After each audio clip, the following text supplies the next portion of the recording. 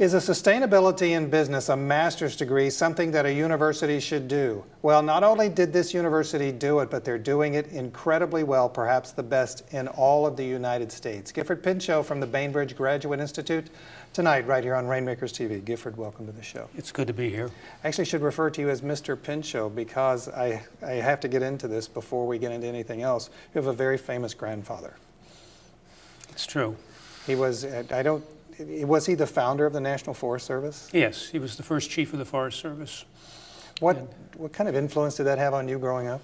Well, I was kind of sheep-dipped in environmentalism as a child, and so I grew up thinking that that's what you do in life. You do something to make the world a better place. He was also a great advocate of social justice. So when he was governor of Pennsylvania, my grandmother was marching in the picket lines, and my father was threatened because my grandfather considered that shooting the union workers was treason. I mean, was murder, and that was not taken well by the coal and iron interests in Pennsylvania. So, which they thought they really had the right to shoot the union workers. So you grew up in it, and we will get to the Bainbridge Graduate Institute, but I want to talk about this whole concept of intrapreneurship. And that's with an I, by the way, and particularly your most famous book about not selling out in the corporation. Is that accurate? Well, intrapreneuring is about the idea that people behave like entrepreneurs inside large organizations. And it turns out that, excuse me, you don't really get any innovation in large organizations unless someone takes on that role. So we studied hundreds of case histories, and there's always a courageous champion of a new idea. Now, that could be any kind of an idea, I suppose, but when people are given freedom, they begin living closer to their values. And when they live closer to their values, they begin doing the right thing. And so we found that in many cases, the entrepreneurs that we were coaching and training in large organizations were way ahead of their management in thinking about some of the issues which are now popular today, including sustainability and the whole environmental issues. When you wrote this first book, though, about intrapreneuring, this was back in the 1980s. It was a different economic climate, and perhaps people had thought differently of jobs. Is it still applicable in the same way today? Well, I find myself going to Bahrain in a couple of weeks to talk to an association of entrepreneurs there. I'm waiting on the 14th for a reply from a major corporation on a very large entrepreneuring project. So what's happening is that entrepreneuring goes in waves. What you get is a period of cost cutting, and then entrepreneuring becomes less interesting because all people are doing is laying people off and so forth. And then they get to the point where they say, well, we've cut about everything that we can cut, and it would be nice if we had some new revenue. And that's when entrepreneuring comes back. And right now we're in one of those upticks where I'm getting more and more phone calls, and I've been doing nothing to market entrepreneuring, but people are calling and saying, can you come and help us to be more innovative? Because ultimately, if you look at what's going on in the advanced nations, if it's routine, you can outsource it. If it's routine and you don't need to outsource it, maybe you can have a computer do it. So the only thing that really is left for people to do here is to care for other people and respond to their needs and to innovate. And innovate has to be a very large part of that. And you can't really get effective innovation in large organizations without entrepreneurs. In companies like Google and Apple and Microsoft, although some people felt like that Microsoft lost its innovation edge but is gaining it back, those companies I can see because they're high-tech companies, but are there other types of companies where innovation is a premium and is sought after? My clients in the past have included the Canadian National Railroad, DuPont, sure, IBM, Apple, Hewlett-Packard, and so forth, but lots of companies that are in businesses that you might not think where innovation is the key. At one point, the Ford Motor Company was a third of our business. Something I have to ask about, there was a lot of innovation in financial services over the past 3 or 4 years, not all of that particularly good. Is there a way that innovation can go too far or go unchecked, or need it be checked?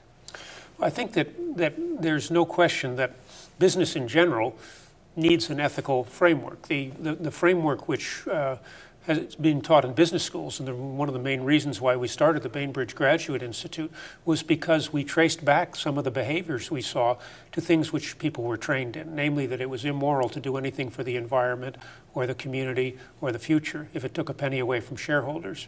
Now, business had become the dominant institution of our time. When I was a kid, nuns ran hospitals. Now big companies do. When I was a kid, idiosyncratic families owned newspapers. Now big corporations do, and so forth. So we see one institution taking over more and more, and if the leaders of our society are trained to be immoral, that strikes me as a really bad way to go about designing a society. And so I think whether you're an entrepreneur or you're a finance manager or whatever you are in an organization, yes, you have to have some ethical restraint if the world is going to turn out to be a good place. We are whole human beings, not just financial automatons. Whose job is it to set the standards, to set the morals? I think that comes to everybody. Obviously, it helps if the senior leader in an organization is doing that. And you can see some organizations like, say, Interface Carpet, where a very strong leader set a very high moral tone, and it worked out very well for the company and also for the environment and the communities around that company. But it's also true that everybody is doing that all the time. Every time two people have an interaction, they're setting the mood of what's acceptable and what's not acceptable. And so I think everyone really has a role to play. You're talking, and some people may be listening to you and they say, wow, he sounds like a giant social worker or a giant environmentalist, but you run a business school. That's true. And I've run businesses. I've made 100-to-1 return for our shareholders in a startup that in the Silicon Valley. So this is really about business. It turns out, let me give you an example just in that company. Now just because it was the right thing to do, we bought green power.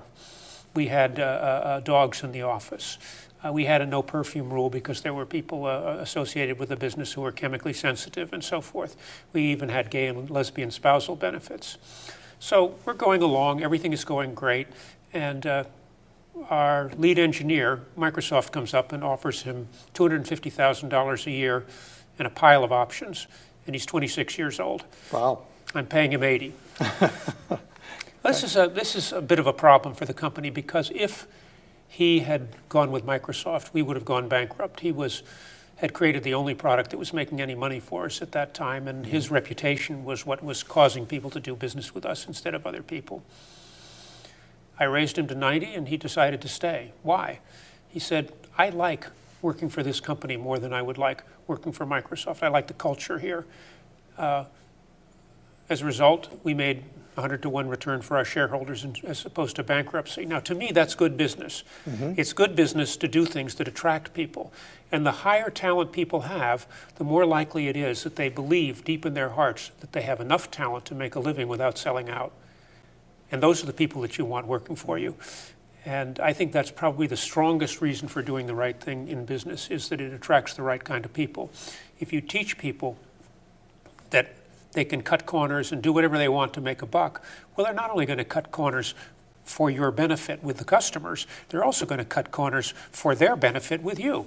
And you'll find that they have their hand in the till, or they are making decisions which make them look good and make everyone else look bad, and you have that kind of company, which many of us have observed, those environments where everybody is at each other's throats. That's not a good way to do business, and it doesn't make money. We're talking with Gifford Pinchot, who is the co-founder of the Bainbridge Graduate Institute. Be sure to go to the website. We have it up on the screen. Very, very interesting place, and it is grounded in many of the things that Mr. Pinchot is talking about. In your first book, you talk about, in Intrapreneuring, you talk about the principles of cost-effective innovation. The first thing is bet on people, not just on ideas. And it sounds like that's just what you just talked about. Yes, absolutely, and I'll explain why that is. When you're doing an innovation, nothing ever turns out according to plan. I mean, nobody is smart enough, actually, if you're doing something really new, to figure out exactly what's going to happen. So the traditional tools of management don't work very well. The traditional tools, taken down to their simplicity, is have them write a business plan and then hold their feet to the fire to achieve exactly what they said. But if what's going to happen is they're going to discover that they were wrong and have to turn right and then go that way a little bit and have to turn left, You have to ask, what are you betting on? If you bet on the business plan, it's a little bit like betting on a sandcastle built below the high tide line. You know it's going to be washed away. What's the point? Whereas if you bet on the team of people who built it, and they were good artists or good business people, as this might be, they'll figure out how to make it work, even though they didn't get it quite right to begin with. And so a much higher percentage of the actual predictive value when you're looking at something which is innovative is in who wants to do it, what is their relationship with this idea, why do they really care about this, what have they done in the past, and so forth. And if you ask venture capitalists about this, they say, I'd rather have a Class A entrepreneur with a Class B idea than a Class A idea with a Class B entrepreneur. Who wants to do it is more important than what it is they want to do. And I've watched venture capitalists, and this is definitely true. In my youth, I brought Alan Patrikoff, who's a venture capitalist who manages $1 billion fund in New York. I bought him a wonderful plan for putting up windmills along the hills in California. And I had checked it all out. The windmills were right. I had checked them with Arthur D. Little. This was like a terrific idea. The wind blew like crazy, and the tax things were in the right place and so forth. And we came in at 4:30, and he said, that's very interesting, Gifford, and sent us home. And he said, come in at 8:30 in the morning. So we walked in, and he said, Gifford, will you come to my office alone? Leaving the entrepreneurs sitting in the, I was just the introducer, leaving them sitting in the waiting room. He said to me, Gifford, do you know who these people are? And I said, well, no, not really. And he said, well, let me tell you. And he told me the complete business history of all 4 of the members of the founding team. And he said, these are not the kind of people we invest in. And when you come back next time, please have done your homework better. And what he was illustrating was, here's a man who's a money manager, but for him, it was all about the people. Because that's how you actually make money, and that's how you end up with $1 billion fund, because you bet on people, not ideas. Is that what you teach at the Bainbridge Graduate Institute? Yes.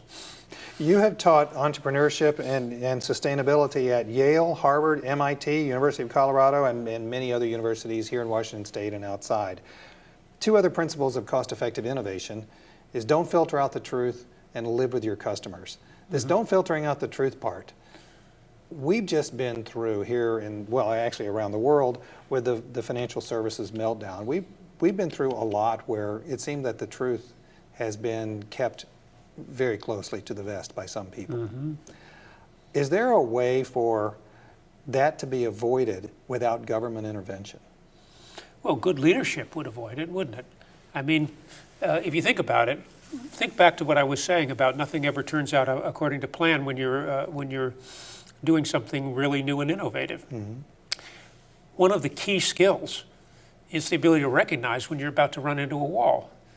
If you're dishonest with other people, the chances are that you're dishonest with yourself, and you lie to yourself about the situation you find yourself in. I'm sure you've seen examples of this where people honestly believe that this is going to work when it's really obvious to everybody around them that they are running smack into a wall, right? Well, no entrepreneur who cannot see the truth about and accept feedback and welcome feedback. In fact, entrepreneurs are hungry for feedback. They're trying to pull in more information about what works and what doesn't work in the world.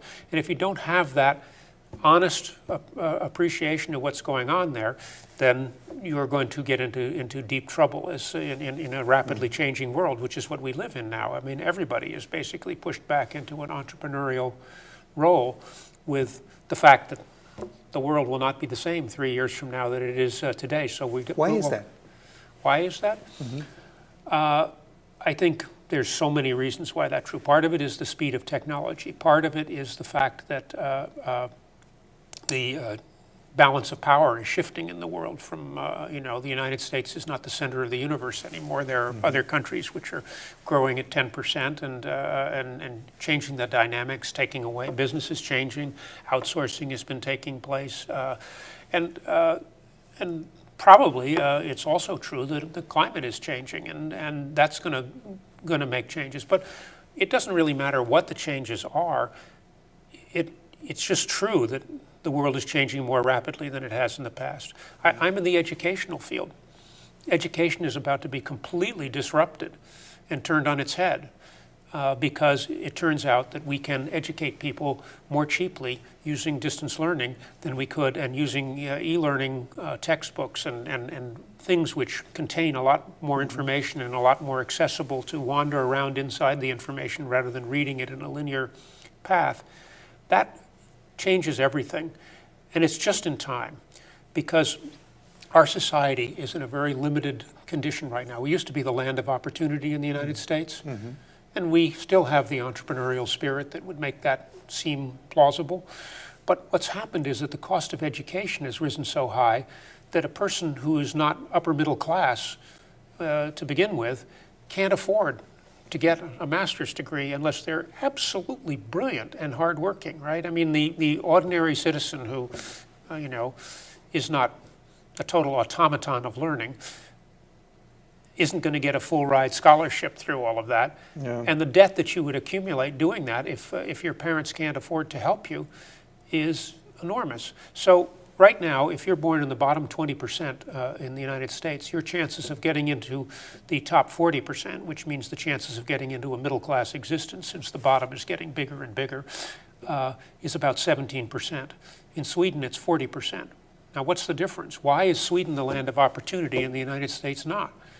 The answer is that they provide education to their citizens.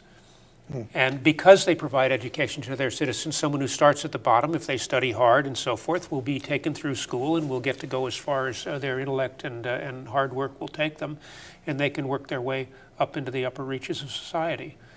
We're talking with Gifford Pinchot, who is the co-founder of the Bainbridge Graduate Institute. Be sure to go to the website, and you're going to learn an awful lot. I have this absolutely brilliant question that's here in my notes, and having listened to you, I find out that the question's not so brilliant after all. I was supposed to ask it, what's different about the Bainbridge Graduate Institute and other business schools, but I think I need to change that and ask it this way. What's the same? Well, what's the same is that we teach the basics of business. We teach marketing, operations, finance, strategy, Those things. management, leadership, those things which you would teach. Now, maybe we teach a little more leadership and management than most schools, because we believe those are actually some of the most important subjects you learn. No matter what you do, you're going to be managing people and leading people later on in life. Whereas, Including living with your customers. yeah.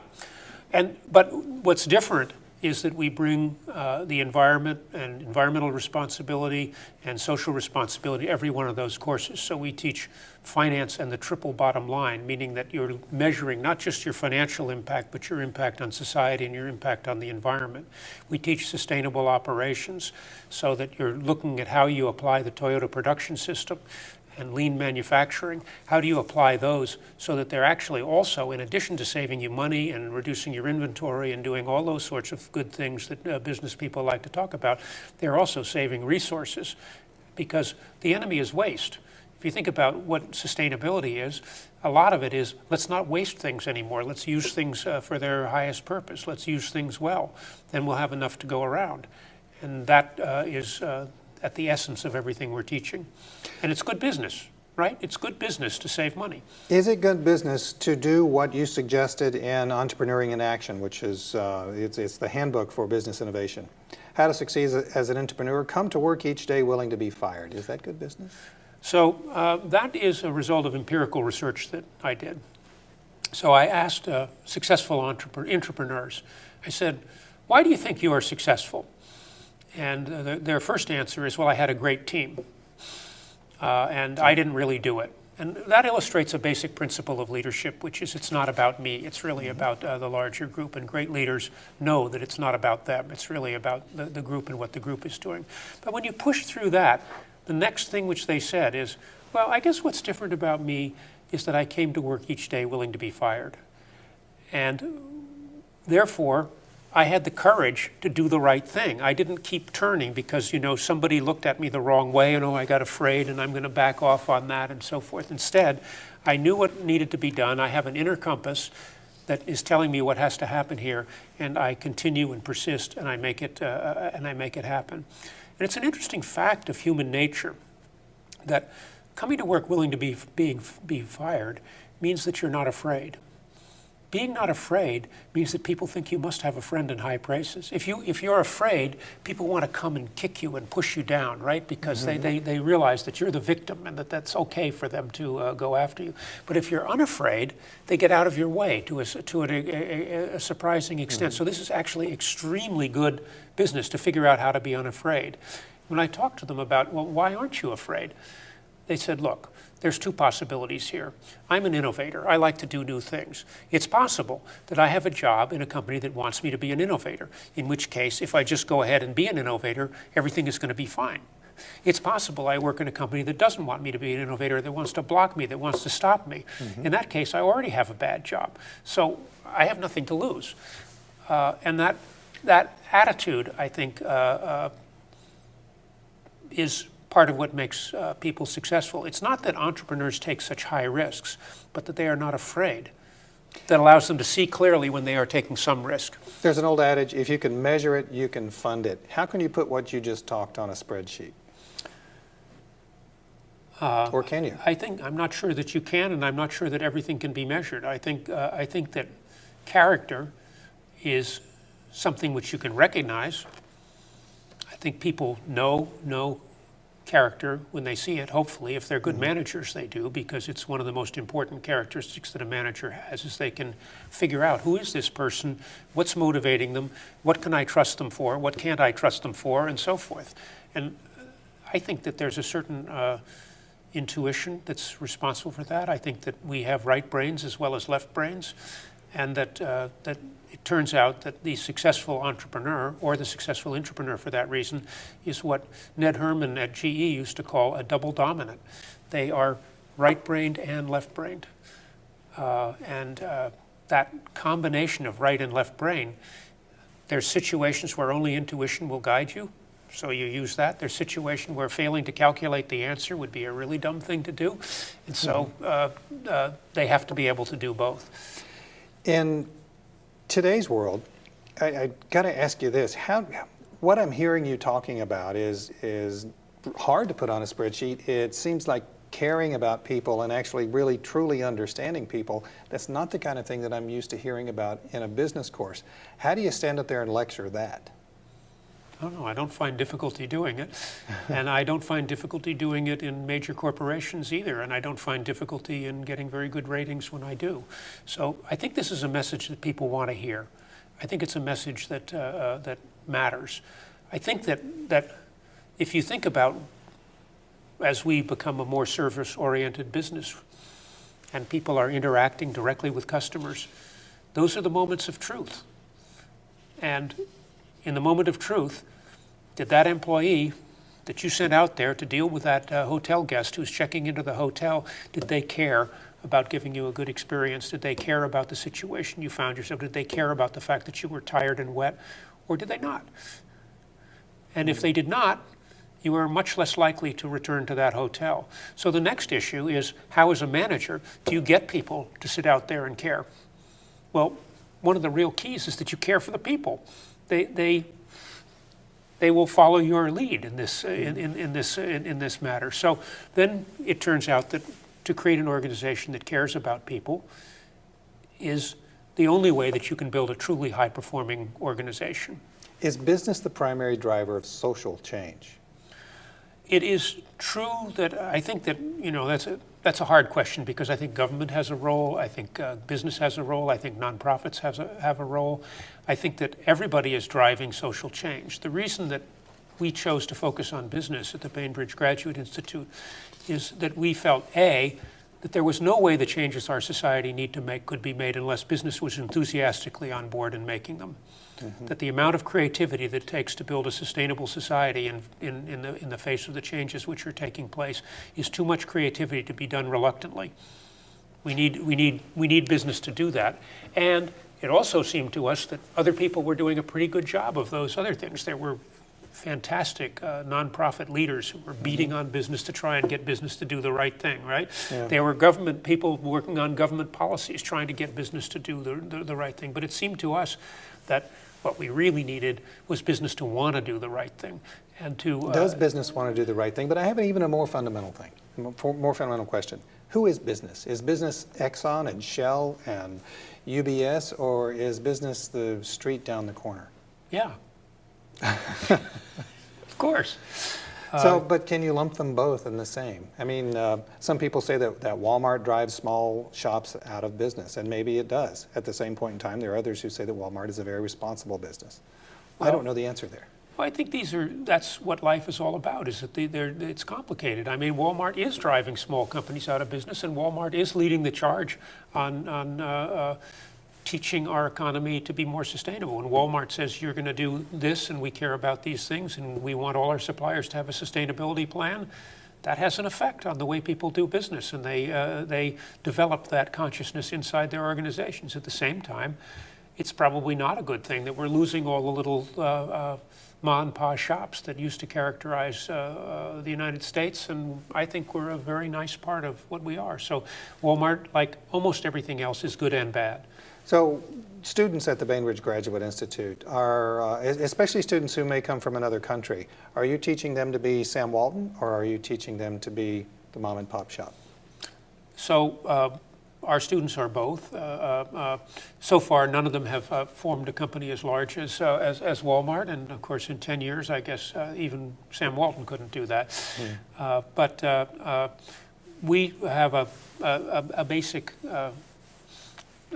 conflict that goes on in our school, because there are those people who work for big companies and are going to turn the ship 1 degree in the right direction, and there's people who start incredibly pure businesses, and they say, well, our way is the right way, and we say it's all good work.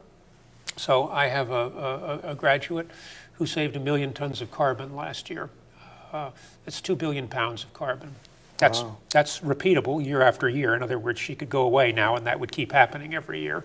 And she'll do the same again next year, and the same again next year. So that's a huge effect to be having. On the other hand, we have a graduate who was a third-generation Skagit Valley dairy farmer. He was sad that family farms were going out of business. He didn't like the fact that the manure lagoons that are coming out of, when you process the manure in a large dairy farm, it goes into a little lake, and it goes down into the groundwater and poisons the wells of people around there. And methane bubbles up into the atmosphere and causes global warming. And the stream overflows, and it goes in and takes out the shellfish. And the neighbors move in because of the suburbanization, and they complain about the smell. And the dairy farms were really having trouble, and they were going out of business because of EPA fines, among other things. And so he said, well, maybe I can solve all those problems in one move.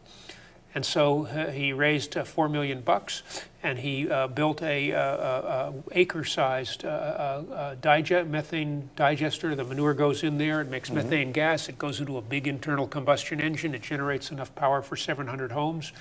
And he returns to the farmers a dry bedding, which saves them $100,000 a year, and a soil amendment, which they can spread on their fields, which is dilute enough that it doesn't go down into the groundwater.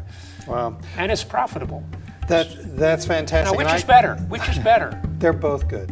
And I have 4 hours worth of questions, and we're out of time. Thank you. Thank you very much for being with us. That was Gifford Pinchot from the Bainbridge Graduate Institute. It's up on the screen. You got to go there. We'll see you next time right here on Rainmakers TV. BGI.edu. Thanks.